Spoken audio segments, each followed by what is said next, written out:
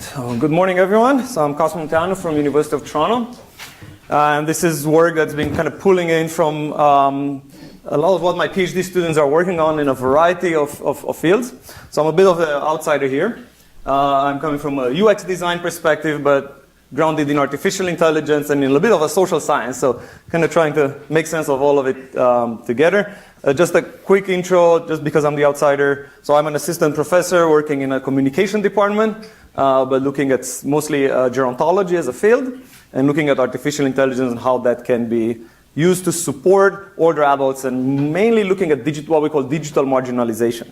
And I'm going to start with the technology simply because I am coming from a technology background. So in design and in artificial, I like really how we started the morning with AI.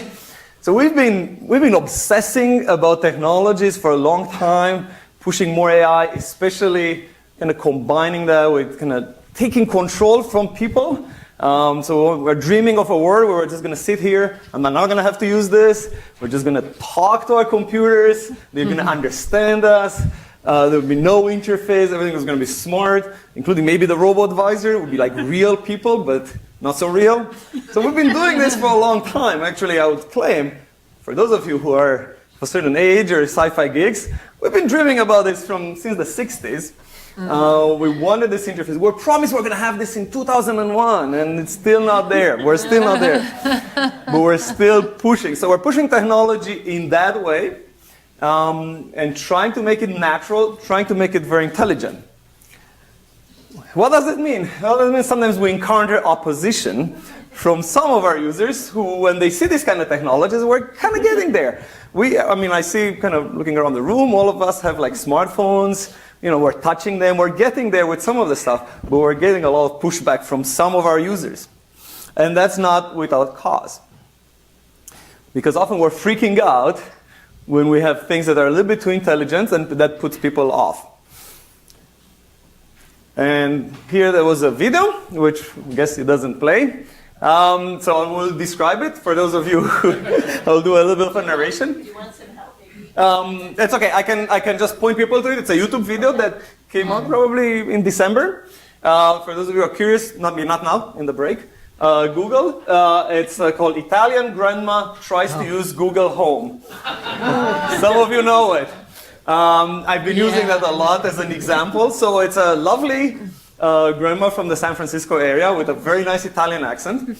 And she's given a Google Home for Christmas, and she's trying to use it. So there's a few interesting things as she's trying to use it for the first time. She's freaking out, where finally the little thing says the weather. She's anthropomorphizing it. She says, it's a woman, it's a woman. I want to meet you. And then sort of the grandson's trying to kind of help her through it. She's tapping the device violently to wake it up, screaming at it. And then I finally kind of try to give her a task to do, and she says, like, ask her to play your favorite Italian songs. And she starts singing it to the device, which a lot of people do. It's like, play this, and then kind of starts tuning it up. So it's a very interesting thing, and the reason I like that video, it illustrates our relation with technology and what it means when we have something that's a little bit different than what we're used to have. And that means we're going to see a lot of this technology being pushed, and then we're going to see that reaction from a lot of the users. So what's at stake if we're not getting this right? There's a lot of things at stake. One thing that's at stake, some of you may already know this, we have reached a tipping point. So I'm speaking for Canadian numbers. Canada is the third country in the world that has already reached this tipping point. US is very, very, very close to that. So as of 2015, for the first time, we have more seniors than we have young people. These other two countries, Japan is at the forefront of this sort of revolution. Often you read about this in the newspaper, and I don't like how it's been presented. Sometimes we hear the words, the aging epidemic, it's like a disease we're all going to catch, or the demographic time bomb, which is sort of, some of you may have seen, especially in the finance sector, they really like this time bomb thing. And this will continue growing. So we're going to have more and more older adults than younger people. But the good side of things, and the bad side at the same time, is they are increasingly connected. Again, Canadian numbers, 68% of seniors use the internet regularly. Regular is a different term. It's not like, millennials compulsively checking Snapchat every few minutes, but they use it regularly. Almost 50% of them use it daily. So that's quite a high number. Which means that we have more years ahead of us to enjoy time with family, friends, exchanging wisdom, reaping all the rewards of a good life. Except there's a few catches. There's always a but. One of the problems we're seeing from a social science perspective is we're seeing an increase in what we call social isolation. This is not people living alone. This is people feeling alone. Also people without a strong social support network. And we're going to see why that's an important thing. So for example, some stats show that even people who live in community dwellings that are over 65 feel isolated, are socially isolated. Which means there's a significant disconnect from families and from communities, lower levels of civic engagement, and particularly social engagement, which leads to health and socioeconomic burden. What that also means is that we are stuck in a sort of a catch-22 situation, because this social isolation leads to loneliness, and without adequate social support, these people are not embracing digital technology. So a lot of research shows that strong social support is needed for all the adults to embrace new digital technologies. The downside, so the other side of the loop, is that without digital literacy, these people do not participate online. That means they do not benefit from the possibility of an extended social support network that they would get online from family and friends that live spread apart.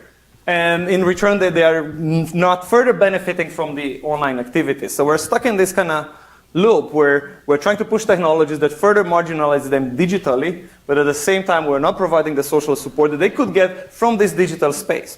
So we're kind of stuck in this loop. If we're not breaking this loop, we are going to have a few problems.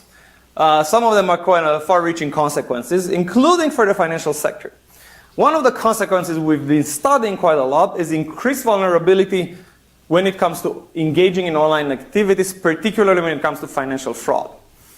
Part of our research has been motivated by a lot of the numbers that show that seniors are scammed constantly when it comes to finances. A lot of them happens in person. We've done a major study. So one of our PhD students that's included as an author is engaged in a study. Her research is about financial security for seniors and online security for seniors. We found actually some interesting things. Seniors are scared of fraud, but they are very good at detecting some of the fraud unexpectedly. So we gave a variety of scenarios, and we found out that actually they're very good at picking on the Nigerian scams. None of them trusted any of the amazing business opportunities that are presented to them. Very, very, very good at that. So good to the point that they passed on legitimate opportunities. We show them legitimate charities and legitimate financial services that they did not trust. So that is because they're lacking the digital literacy that comes from other people. In fact, actually, we found out that they're about the same as young people, except making mistakes in other spaces. One of the mistakes is a consequence. It's actually not a mistake. We found that this lack of trust and this fear of on the online world, they see it as the wild, wild west of digital space, leads to non-adoption of many, many online services, particularly e-commerce. So we've done tests where we asked them to do online shopping. They were scared to put their credit card in like Amazon, Walmart, like very well-established retailers. Canadian Tire, for those of you who are from Canada, Canadian Tire is the third or the fourth in terms of trust, institutional trust in Canada. It's a major, it's like kind of Home Depot type retailer. Everyone trusts it. It's a venerable institution. They were afraid to put their credit card in those systems. But they use their debit card at mom and pop corner stores, which have awful, awful, awful security. And they're constantly hacked. So that's an interesting kind of consequence of this. And that leads to a further distrust of online service provider in the financial sector.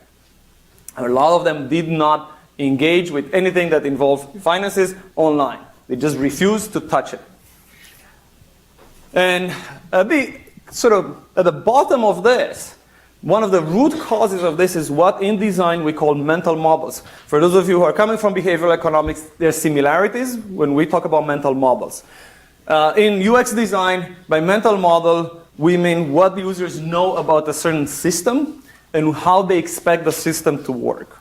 And usually we define this through what we call two gulfs. So it's the gulf of execution and gulf of evaluations.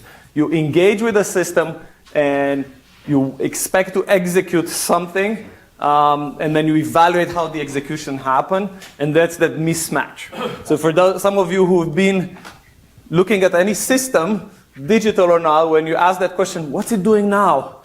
Why is it doing that? That's a mental model issue. It's a mismatch. And often that comes from very complex systems, like an airplane cockpit, but people who know how to use that have a proper mental model of that. And the issue here is that often when we look at design, and I've been trying to engage with a lot of financial companies around Toronto area, they see the issue as ease of use, sometimes as an accessibility issue. But in fact, it's less about that, and it's about everything else that surrounds it. Trust, perceived usefulness or utility, which is usually needed to overcome any barriers to adoption. Or digital literacy. So we've done a lot of research. We look at the online financial safety, and that's our fake bank that we're putting on. So don't put your credit card in there. It goes to our servers. We're looking at how seniors access essential information online and how they engage socially. And what does that mean for their mental models about anything that's an online or digital service. So a few things, and again, apologies for the expert of my files. I'm going to run through the list. So we found there's a lot of resistance to using particularly online banking or any financial information, systems online. There's a preference for interacting with real people, but the preference comes from mental models. There are a few things like, what happens when something breaks down? What happens to my money when something breaks down? Who do I talk to? I want to talk to someone in person.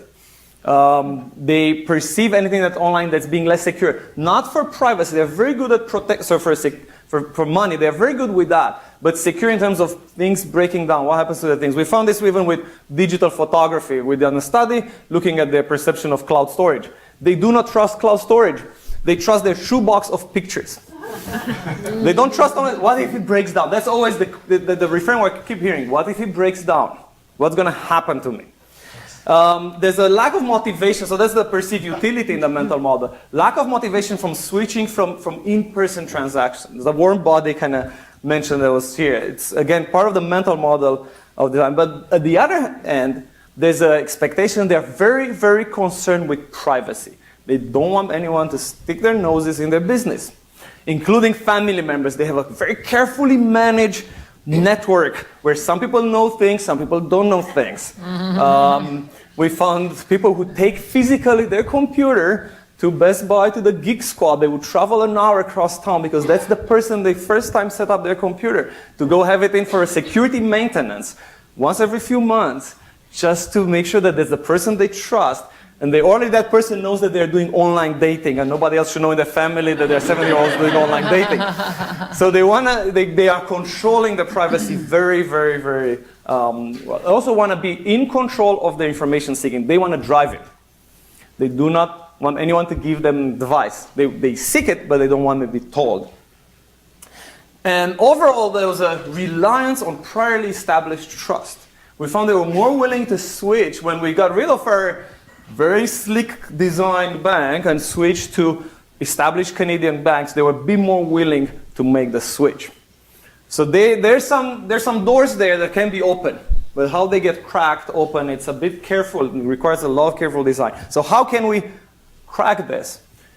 I've been trying to convince a lot of financial institutions to embrace some of the UX design methods. They are not cheap and not easy to use. They're heavily relying on ethnographies. We do a lot of work on contextual inquiry, which is a very ethnographic model, where you have to switch roles.